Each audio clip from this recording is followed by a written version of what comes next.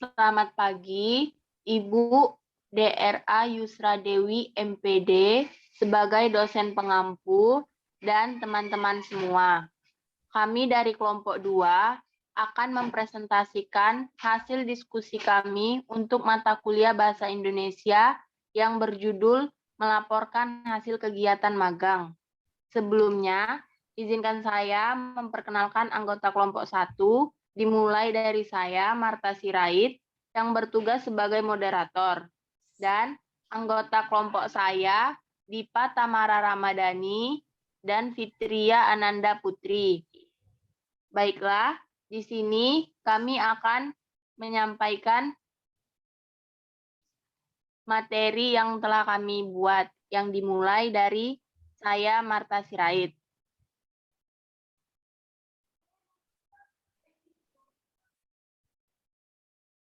Membangun teks laporan. Sudah mencapai isi teks, struktur teks, hubungan antara genre makro dan genre mikro, serta ciri-ciri bahasa teks laporan. Pada bagian ini, Anda diajak untuk menyusun teks laporan secara bersama-sama. Pertama, Anda akan menyusun teks laporan berdasarkan teks laporan yang sudah ada dengan cara mengkonstruksikannya. Kedua, Anda akan menyusun teks laporan baru dengan mencontoh teks laporan lain sebagai model. Kedua tugas Anda sudah mencermati isi teks, struktur teks, hubungan antara genre makro dan genre mikro, serta ciri-ciri bahasa teks laporan. Selanjutnya, Dipa Tamara Ramadhani. Yang selanjutnya menelusuri dan menganalisis teks laporan. Yang pertama itu ada abstrak. Abstrak merupakan bagian yang sangat penting dalam penelitian. Pada laporan penelitian, abstrak adalah genre mikro yang berisi ringkasan seluruh penelitian yang dilaporkan. Abstrak juga disebut ringkasan atau intisari. Yang kedua, pendahuluan. Pendahuluan merupakan tahapan yang berfungsi untuk mencatat latar belakang penelitian yang telah dilaksanakan, permasalahan yang diteliti, tujuan penelitian, manfaat penelitian, pentingnya masalah itu diteliti, dan pendekatan atau metode atau teknik yang digunakan untuk mencapai tujuan tersebut. Yang ketiga, ada landasan teori dan tinjauan pustaka. Tahapan landasan teori dan tinjauan pustaka berisi dua hal. Yang pertama merupakan landasan teori yang berfungsi untuk mencapaikan ulasan teori yang digunakan untuk memecahkan masalah yang diteliti.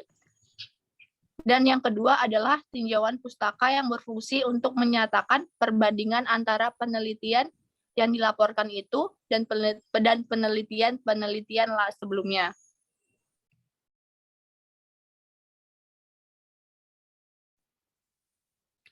Yang keempat, metodologi penelitian. Tahapan metodologi penelitian berisi sajian tentang pendekatan, metode, dan teknik penelitian yang diterapkan pada penelitian yang dilaporkan, termasuk langkah-langkah yang ditempuh. Yang kelima, ada hasil penelitian dan pembahasan. Tahapan hasil penelitian dan pembahasan terdiri atas dua hal yang berbeda. Hasil penelitian dan pembahasan. Perlu dicatat bahwa terdapat banyak laporan penelitian yang tidak mengandung pembahasan, meskipun bab hasil penelitian dan pembahasan secara eksplisit dinyatakan. Yang keenam, ada penutup. Tahapan ini biasanya mengandung dua unsur, yaitu simpulan atau saran. Untuk menyampaikan simpulan dan saran, genre mikro yang digunakan adalah deskripsi atau meliputi eksposisi. Pada dasarnya, ringkasan adalah simpulan dari temuan penelitian. Yang ketujuh, ada daftar pustaka dan lampiran. Lampiran merupakan bagian yang tidak dapat dipisahkan dari isi teks laporan secara keseluruhan.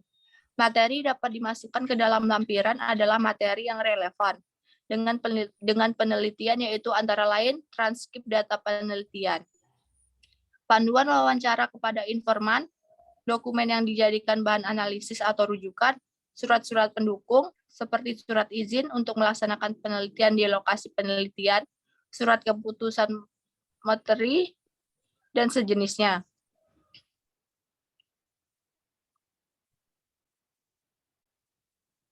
Yang selanjutnya membangun teks laporan.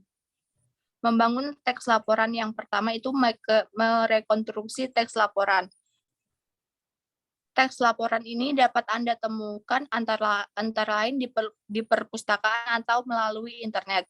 Pada dasarnya, merekonstruksi teks laporan adalah menyusun kembali teks tersebut dengan menggunakan bahasa Anda sendiri, tetapi dengan tetap mempertahankan struktur teks, isi, dan genre mikro yang ada. Dalam mengungkapkan hasil rekonstruksi, Anda boleh menempuh tata cara sebagai berikut. Yang pertama, tentukan teks laporan yang Anda rekonstruksi. Yang kedua, bacalah teks laporan dengan teliti dan pahami struktur teks beserta isinya. Yang ketiga, ringkaslah tahapan demi pada struktur teks itu dengan kalimat-kalimat Anda sendiri, tetapi tidak mengubah isinya dan genre mikro yang ada. Yang keempat, rangkailah ringkasan dari setiap tahapan itu menjadi satu kesatuan. Yang kelima, sebelum dianggap sebagai kesatuan ringkasan akhir, periksa kembali apakah rangkaian-rangkaian itu sudah Anda susun dengan bahasa Indonesia yang baik dan benar. Dan yang keenam, kesatuan ringkasan akhir yang telah diperiksa ulang itulah adalah rekonstruksi yang Anda hasilkan.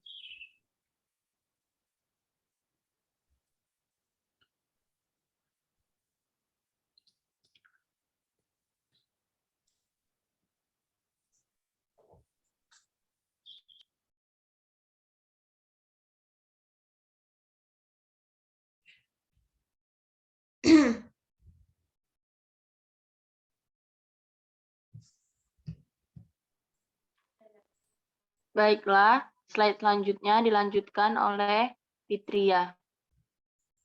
Baik, terima kasih moderator, yaitu menyusun teks laporan yang baru.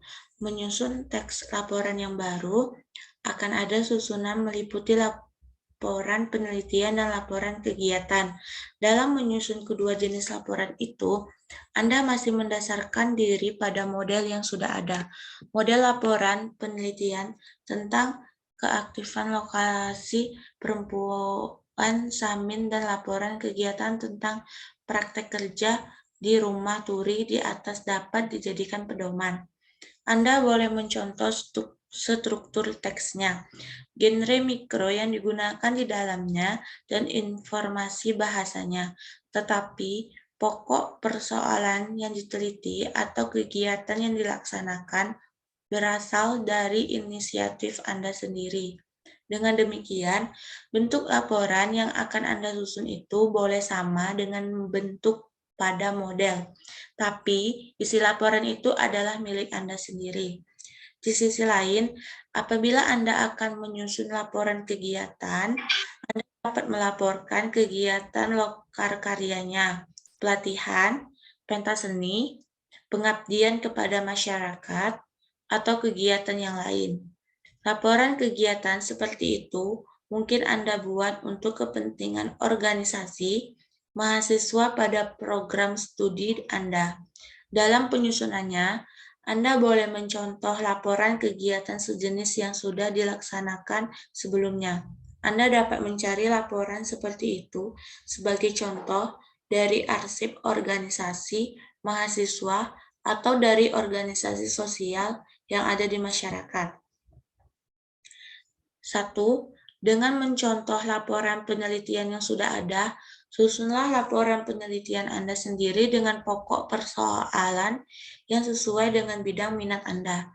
Harus selalu Anda ingat bahwa struktur teks akan Anda susun adalah abstrak, pendahuluan, landasan, teori dan tinjauan pustaka, metodologi penelitian, hasil penelitian, dan pembahasan, dan penutup.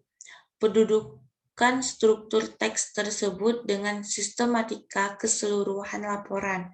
Yang kedua, dengan mencontoh laporan kegiatan yang sudah ada, susunlah laporan kegiatan sesuai dengan aktivitas di lingkungan akademik Anda. Harus selalu Anda ingat bahwa struktur teks laporan kegiatan yang diminta adalah ringkasan, pendahuluan, deskripsi, kegiatan pelaksanaan, dan kegiatan penutup. penduduk struktur teks tersebut dengan sistematika keseluruhan laporan. Yang ketiga, sebagai mahasiswa, Anda akan melakukan berbagai kegiatan. Setiap laporan penelitian yang dilaporkan sebagai bentuk pertanggungjawaban. Untuk itu, Anda diminta membuat laporan kegiatan yang diserahkan kepada lembaga atau pihak-pihak tertentu yang berkaitan dengan kegiatan itu. Dalam laporan itu, Anda mungkin mempertimbangkan sistematika laporan yang berlaku.